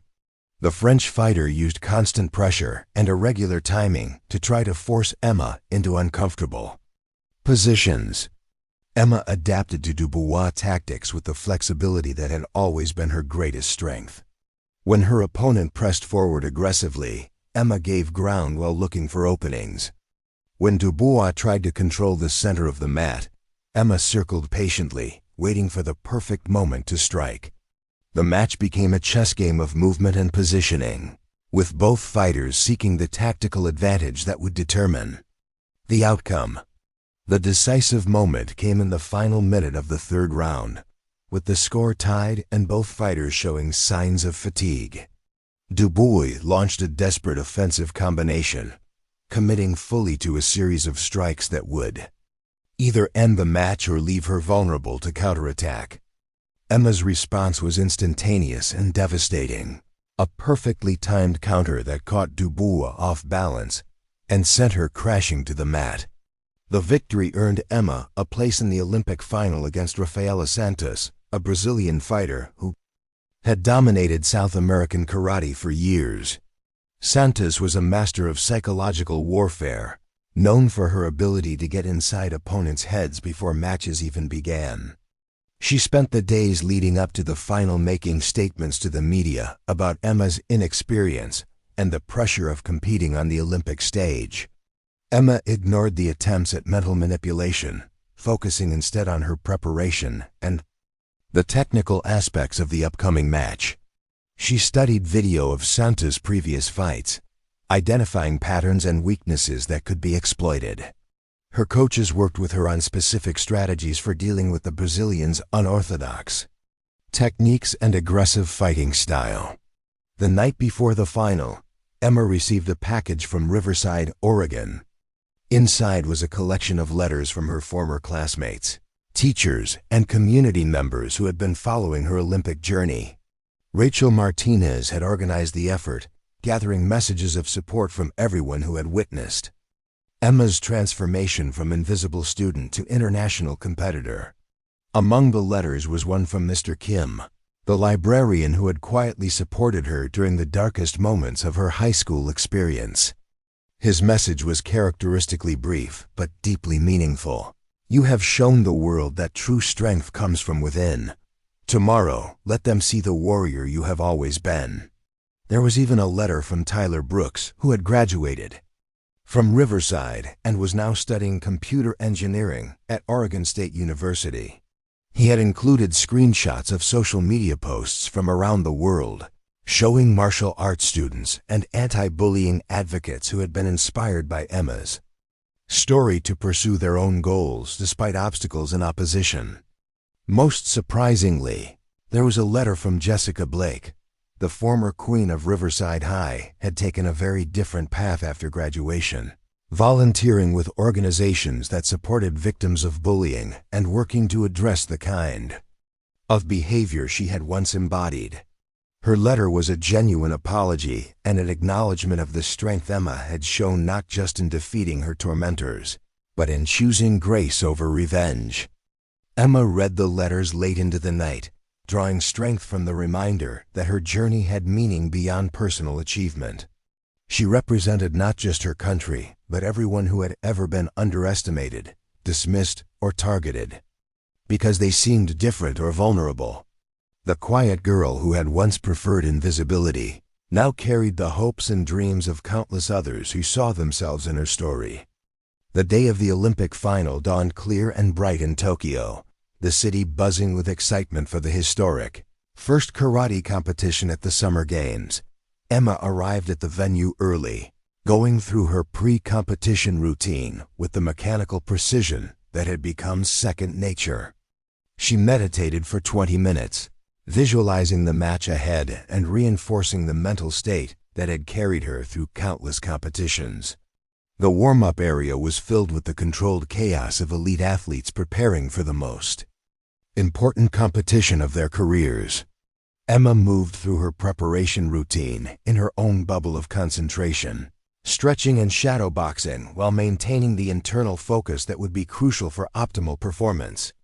Santos arrived an hour before the match, surrounded by a team of coaches and supporters who filled the warm-up area with animated Portuguese conversation. The Brazilian fighter made no attempt to hide her confidence, laughing loudly and making gestures that were clearly intended to be seen by Emma and her coaching team. Emma noticed the behavior but remained centered on her own preparation, understanding that Santos' display was more about managing her own nerves than actual intimidation. The arena was packed to capacity as the fighters made their entrances for the Olympic final. Emma walked to the mat with the same measured steps that had once carried her invisibly through the halls of Riverside High. But now those steps were witnessed by millions of viewers around the world. She wore the Team USA uniform with quiet pride, representing not just her country, but everyone who had supported her journey from small-town student to Olympic finalist. Santos entered with theatrical flair, pumping her fists and encouraging the crowd to cheer louder. The contrast between the fighters was evident from their entrances, Santos feeding off external energy while Emma drew strength from internal sources. Both approaches had carried them to the Olympic final, but only one would prove sufficient for the ultimate prize. The introductions were made in 3 languages. The fighters' accomplishments read to an international audience that included heads of state, celebrities, and martial arts practitioners from every corner of the globe. Emma listened to the recitation of her achievements with mild interest, her focus already shifting to the technical and tactical considerations that would determine the outcome of the next 15 minutes. The referee called the fighters to the center of the mat for final instructions, both women listening intently to rules they had heard hundreds of times before. Emma used the moment to study Santos' body language and demeanor, looking for any signs of nervousness or uncertainty that could be exploited during the match. The Brazilian fighter appeared confident and relaxed, but Emma noticed a slight tension in her shoulders that suggested underlying stress. The bow was respectful but perfunctory, both fighters eager to begin the contest that would determine the first Olympic karate champion in their weight division. Emma settled into her fighting stance with fluid grace, her body perfectly balanced and ready to explode in any direction. Santos adopted a more aggressive posture, her weight slightly forward as she prepared to launch the kind of early offensive that had overwhelmed many of her previous opponents.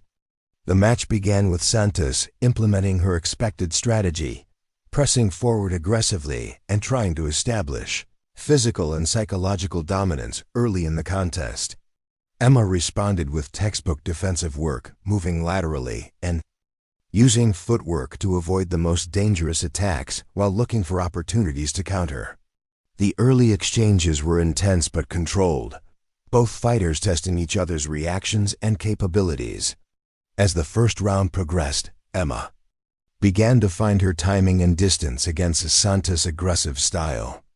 Her counterattacks became more frequent and accurate, landing clean strikes that scored points while disrupting the Brazilians' offensive rhythm. Santos adjusted her approach, becoming more cautious as she realized that Emma's defensive skills were even better than the video analysis had suggested.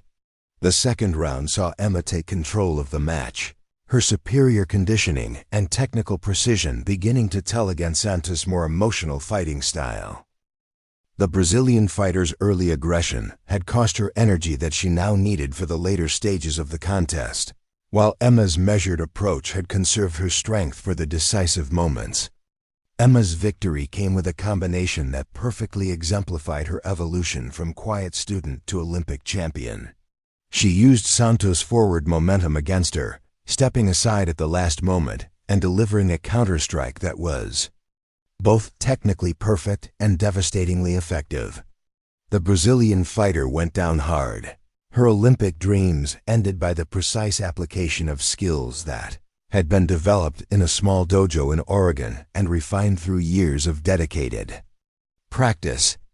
The arena erupted as Emma Chen was declared the first Olympic champion in women's karate, her victory representing not just personal achievement, but the culmination of a journey that had begun with a grandfather's dream and passed through a high school theater where bullies had tried to make her a victim. She stood at the center of the mat, her emotions carefully controlled even in this moment of ultimate triumph, and bowed respectfully to her defeated opponent. The medal ceremony was everything Emma had visualized during her years of training. The national anthem playing as she stood atop the podium with Olympic gold around her neck. She thought of her grandfather, who had taught her that true strength came from discipline and humility, and of her father, who had supported her training even when the demands seemed overwhelming.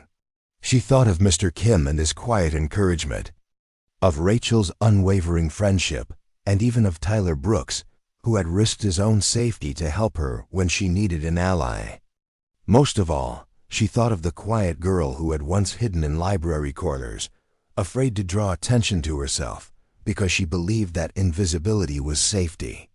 That girl had discovered that true strength came not from hiding but from standing up with dignity and skill when circumstances demanded action. Emma Chen had become Olympic champion not in spite of her quiet nature but because of it, proving that the greatest warriors often come wrapped in the most unassuming packages. In the months that followed her Olympic victory, Emma found herself transformed once again, this time from champion to role model.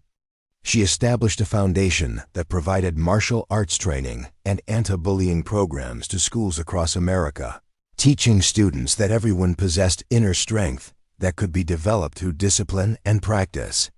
Her quiet leadership style proved as effective in addressing social issues as it had been in competition. She returned to Riverside High School exactly 1 year after her Olympic victory, invited to speak at the same charity fashion show that had once been the scene of her humiliation. The irony was not lost on anyone present as Emma took the stage, where she had first revealed her true nature to the world. But this time, she spoke not as someone seeking justice, but as someone who had transformed pain into purpose. Her message was simple but powerful. Everyone carries hidden depths and untapped potential, and the greatest tragedy is not being underestimated by others, but underestimating yourself. She encouraged the students to look beyond surface appearances and to support each other in discovering and developing their unique talents and abilities. Emma Chen had begun her journey as the quiet girl who preferred invisibility, but she had learned that true invisibility came not from hiding but from the humility that allowed others to underestimate you until the moment when your actions spoke louder than any words ever could. Her story had become legend, not because of the dramatic confrontation in a high school theater, but because of the quiet dignity with which she had handled every challenge that followed. The girl who had once stitched her broken pieces into something whole had become a woman who helped others discover that their own perceived weaknesses could become sources of unimaginable strength. Emma Chen, Olympic champion and quiet warrior, had proven that sometimes the greatest victories are won not by those who make the most noise, but by those who possess the wisdom to know when silence ends and action begins.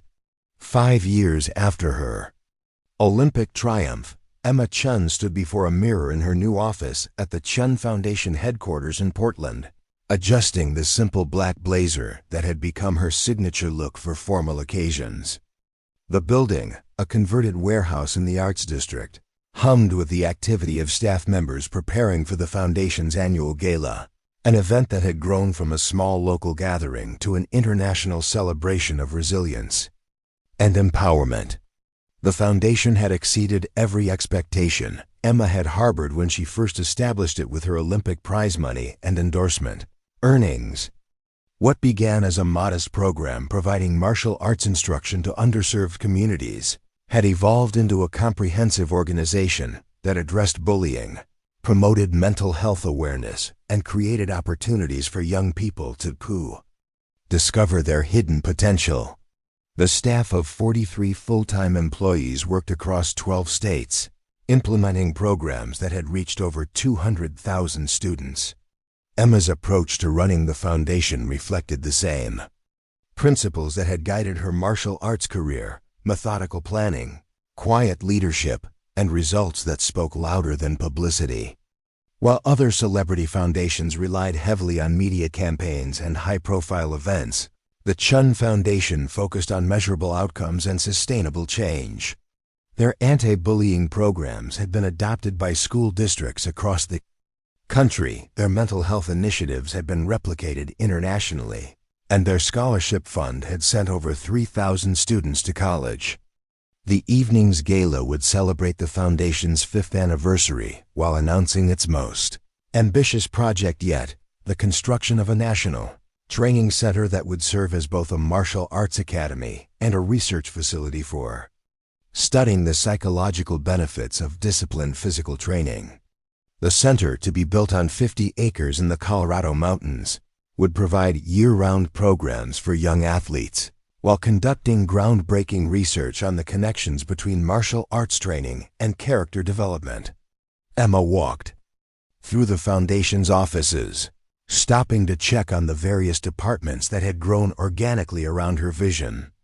The program development team was finalizing curriculum for new schools. The research division was analyzing data from their latest studies, and the communications staff was managing interview requests from journalists who continued to find new angles on Emma's story.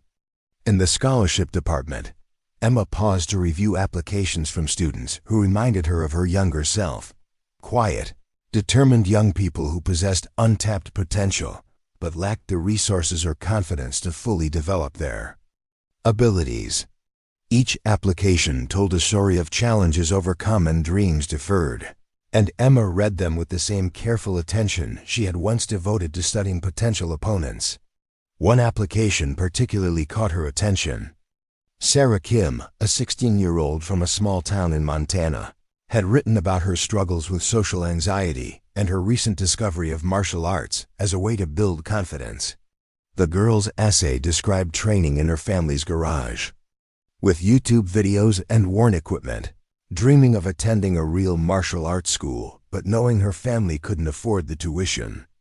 Emma made a note to personally review Sarah's case, remembering her own teenage years when her grandfather's dojo had been her sanctuary from a world that seemed hostile to quiet, contemplative personalities. The foundation's mission was to ensure that no young person had to face their challenges alone, and Sarah's story embodied exactly the kind of situation the organization had been created to address. The foundation's impact extended far beyond its formal programs. Emma received hundreds of letters each month from young people who had been inspired by her story to pursue their own goals, despite obstacles and opposition.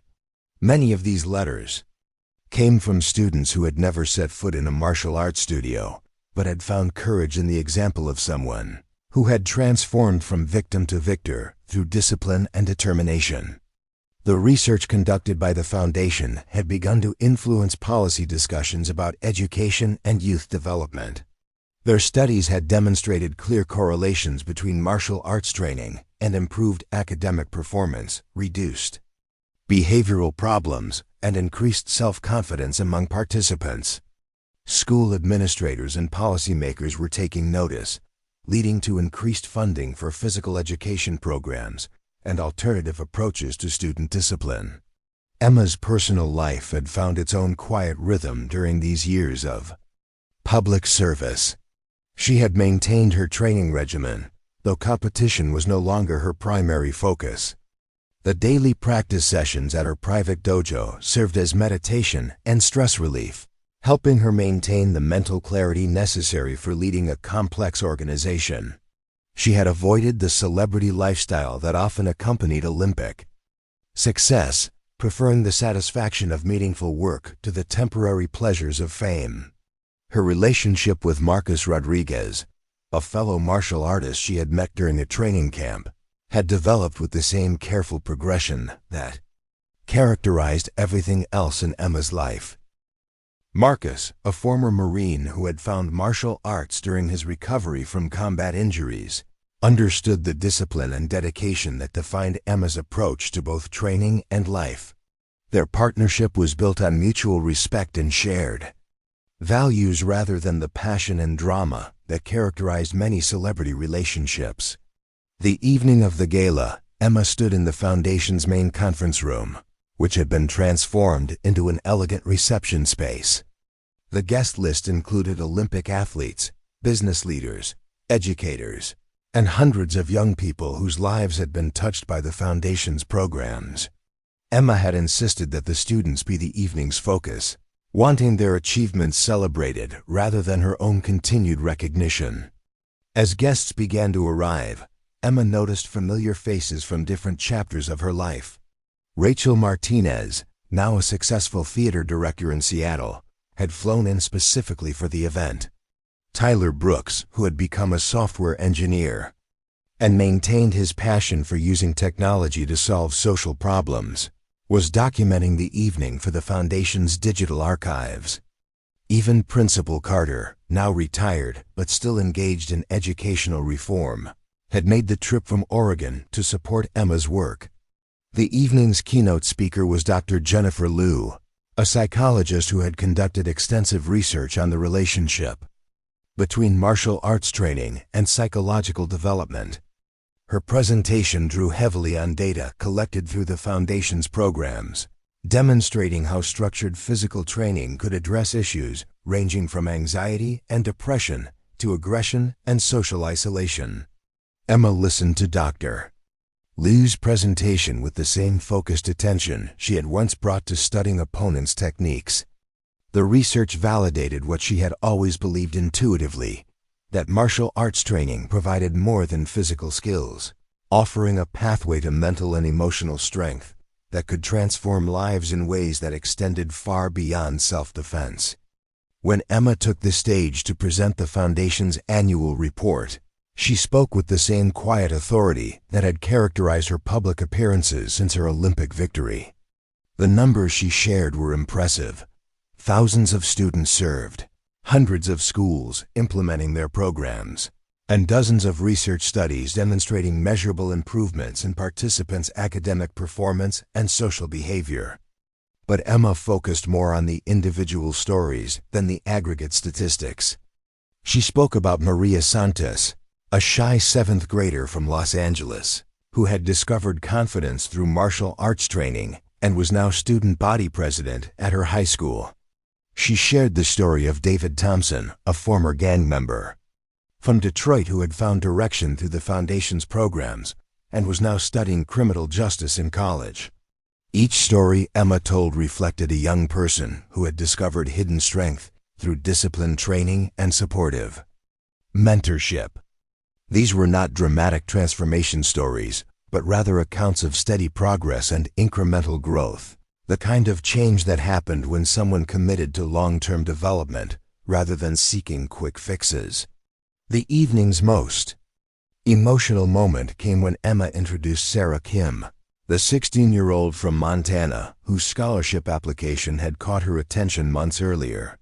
Sarah had not only received a full scholarship to attend the Foundation's summer training program, but had also been selected as one of the first students for the new National Training Center. Sarah's brief speech about her journey from isolated teenager to confident young martial artist brought tears to many eyes in the audience. Her transformation had been facilitated by the Foundation's programs, but her courage and determination were entirely her own.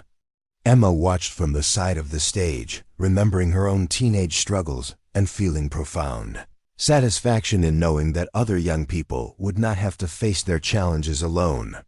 The gala's highlight was the announcement of the National Training Center, a project that would represent the Foundation's most significant expansion. The facility would provide year-round training for young martial artists, while conducting research that could influence how society understood the relationship between physical discipline and character development. Construction would begin the following spring, with the first students arriving in 2 years. Emma's vision for the training center reflected her belief that martial arts could serve as a vehicle for addressing broader social issues. Students would receive world-class athletic training while participating in programs focused on leadership development, academic excellence, and community service. The center would also host conferences for educators and policymakers, helping to spread evidence-based approaches to youth development. The financial support for the training center had come from an unexpected source, a consortium of technology companies led by none other than Tyler Brooks, whose software firm had become one of the most successful startups in the Pacific Northwest. Tyler had never forgotten the quiet girl who had trusted him with her secret, and his company's success had provided him with the resources to support her continued mission. As the evening wound down, Emma found herself in conversation with Dr. Liu about the psychological research that would be conducted at the new facility. The studies would examine not only the benefits of martial arts training, but also the specific teaching methods that maximized positive outcomes. Emma was particularly interested in research that could help identify students who might benefit most from alternative approaches to education and character development. The conversation was interrupted by the arrival of an unexpected guest, Jessica Blake. Now Dr. Jessica Blake, who had completed her doctorate in psychology and specialized in treating victims of bullying and trauma.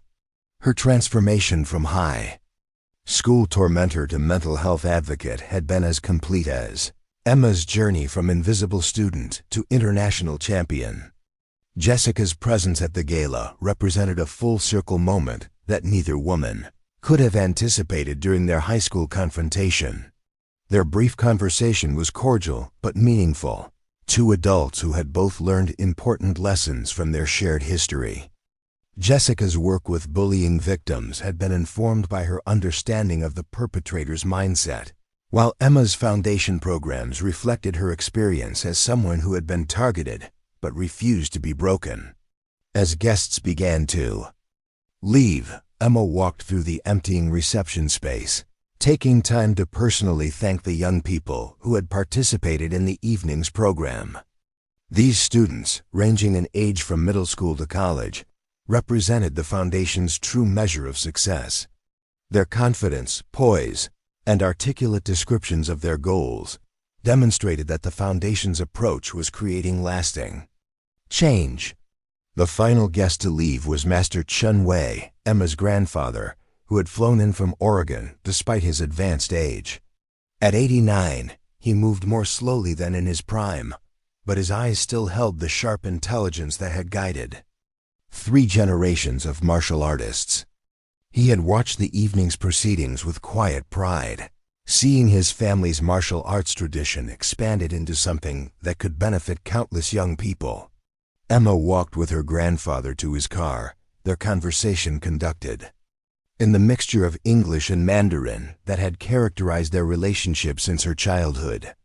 Master Chen expressed his satisfaction with how Emma had used her gifts not just for personal achievement, but for the benefit of others. He reminded her that true martial arts mastery was measured not by victories in competition, but by the positive impact one had on future generations. Alone in her office after the last guest departed, Emma reviewed the evening's program and began planning the next phase of the Foundation's work.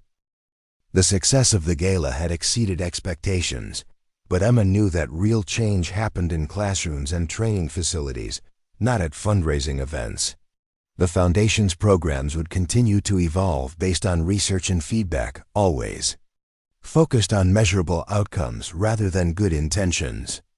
Emma's computer chimed with new messages, including emails from students around the world who had watched the gala's live stream. A girl from Nigeria had written about starting a martial arts club at her school after being inspired by Emma's story. A boy from rural Alabama had shared his dream of attending the new training center despite his family's financial limitations. An adult from Australia had described how martial arts training had helped her overcome anxiety and find direction after years of struggle. Each message reinforced Emma's understanding that her story had resonated far beyond the specific circumstances of her high school experience. The quiet girl who had once hidden from attention had become a symbol of the strength that could be found in unlikely places, inspiring people to look beyond surface appearances and discover their own hidden potential. The Foundation's work would continue to expand, but Emma knew that its most important impact would always be measured in individual lives, transformed rather than programs implemented or facilities constructed. The students who learned to stand up for themselves and others, the teachers who discovered new ways to reach struggling students, and the communities that became more supportive of all their members, represented the true legacy of everything Emma had accomplished. As she prepared to leave the office, Emma paused at the wall where photographs from the Foundation's programs were displayed. Images of students training, graduating, and achieving their goals created a visual timeline of the organization's impact. In the center of the display was a photo from the original charity fashion show at Riverside High, not the viral video that had made her famous, but a candid shot of her walking onto the stage before her demonstration. The photograph captured a moment of transformation, the instant when the quiet girl who had spent 3 years being invisible decided to step into the light and show the world who she really was. Emma looked at that image now and saw not just her own journey, but the potential that existed in every young person who had ever felt overlooked, underestimated, or alone. Emma Chen had learned that true strength was not about defeating opponents, but about empowering others to discover their own power. The quiet girl who had once preferred invisibility had become a beacon for anyone who needed to believe that their current circumstances did not define their future possibilities. Her story continued to unfold not in dramatic confrontations, but in the steady, persistent work of building a better world for young people who deserved the chance to discover their own hidden strength. The foundation that bore her name would outlast any individual achievement or recognition, creating a legacy measured not in medals or accolades, but in lives transformed and potential realized. Emma had discovered that the greatest victory was not winning a competition, but creating conditions where others could win their own battles against doubt, fear, and limitation. Up next, you've got 2 more standout stories right on your screen. If this one hit the mark, you won't want to pass these up. Just click and check them out.